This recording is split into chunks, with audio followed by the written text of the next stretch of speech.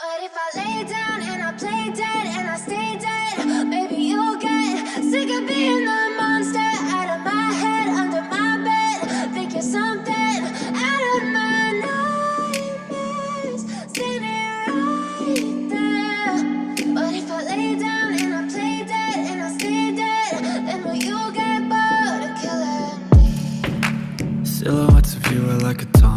Ó, primeiro eu vou mostrar para vocês como a gente fazer aqui utilizando apenas uma faquinha, beleza? O acabamento fica um pouquinho mais feio, mas dá certo. Play with me like cats and a string. You don't understand the pain it brings. You don't ever wanna give me wings.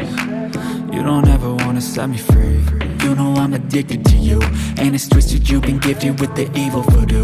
Got me coming back for more, even when I've been screwed. Dolls full of pins, pierce my heart straight through. Agora eu vou mostrar para vocês como a gente fazer utilizando o serra-copos.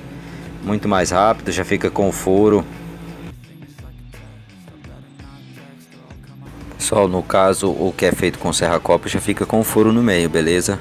Pode pular essa parte aqui. A gente só fura o que é cortado aí com estilete ou faca.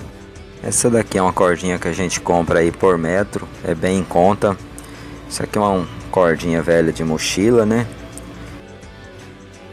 Esse outro aqui é um cardaço velho, um pedaço, um cardaço aí de tênis. Vários tipos de materiais dá certo. O importante é que ele fique bem firme aí no furo para não vazar.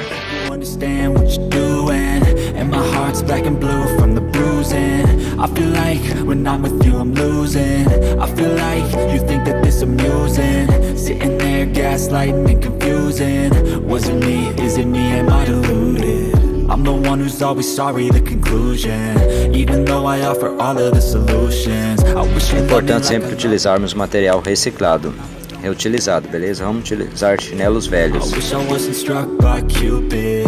I wish when I first saw you I knew this. When I'm with you I feel so useless. I feel diluted, my heart's been wounded.